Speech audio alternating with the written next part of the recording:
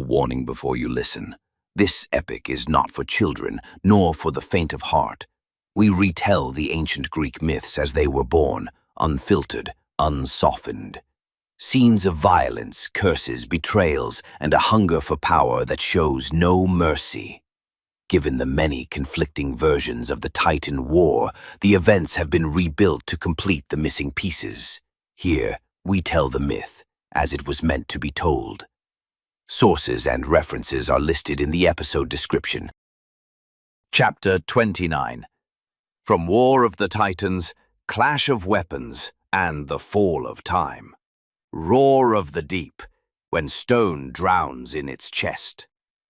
On this day, the sea was not salt.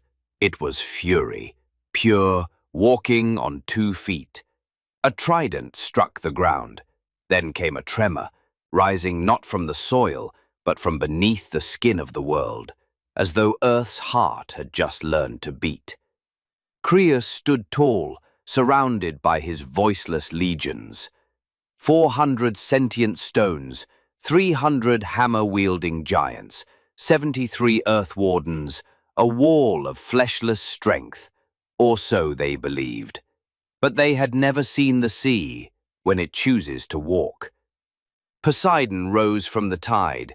He didn't walk, he roared. His hand clutched a trident not forged from metal, but from the pulse of the ocean itself. And his face was not the face of a warrior, but of one who had lost everything and had come to reclaim it all in one breath. He bellowed. His voice carved the air. "You made your mistake when you thought Zeus alone was the storm. I am the wave, and the storm is my sister." Then he raised his trident and drove it into the earth. The sound was not a crack, but a continent collapsing inward. In that moment, soil became water. The ground beneath Crius's army recoiled, and a column of ocean surged upward from beneath their feet. 200 soldiers of the heavy blades were buried in seconds. No cries, no names, swallowed by the deep before memory could speak. Crius, for the first time, screamed, "So this is how it begins, a war against those who do not fear the depths?"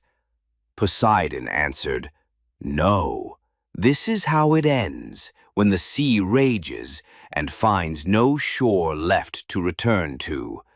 The battlefield ignited.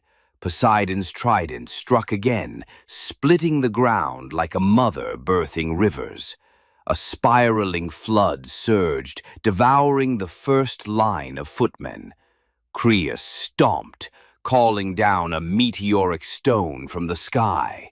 Poseidon opened his arms, and a horizontal wave rose from the soil, melting the stone to glass dust mid-air. Poseidon opened his mouth and let loose the roar of the deep, a sonic wave so violent it ruptured the ears of the living and drew blood from the eyes of giants. Crius tore a pillar from the earth, wrapped it in force, and hurled it like a beam of wrath. It struck Poseidon's shoulder, knocking him down. For seconds he didn't move. Then he rose. "That's what you call witnessing my name? Then witness my wrath." He hurled his trident into the sky. It drew steam from the ocean, molding it into a boiling cyclone that scorched half the enemy ranks and split the crust beneath them. Crius twisted the terrain, tilting the battlefield, making gravity itself a dagger. Poseidon stumbled, his trident buried deep to keep him from falling. "Even the wave," Crius sneered, "needs ground to stand on." Poseidon growled, "I don't stand, I drown." He drove his trident once more into the land. Flaming springs erupted. Water mingled with hellfire, turning sand into a mirror of flame. Crius ran, slamming both fists into the earth. A canyon split wide.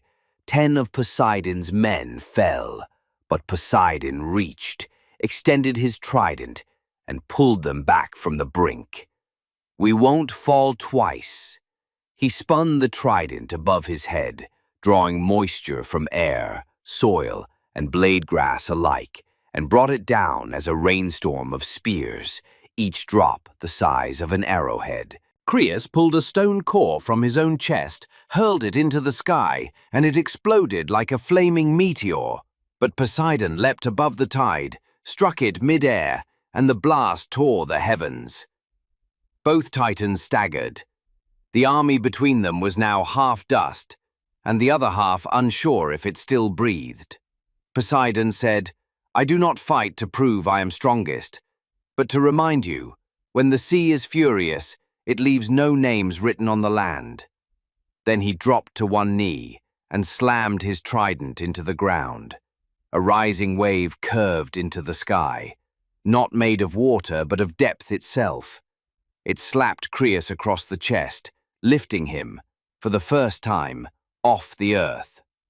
The sound of something massive crashing to the battlefield, then silence, and the sea exhaled.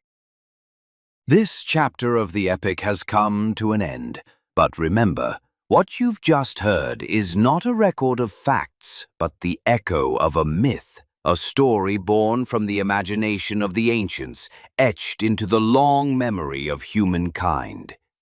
If this tale stirred something in you, if it opened a door to reflection or wonder, don't forget to support the channel and share the journey with those you love.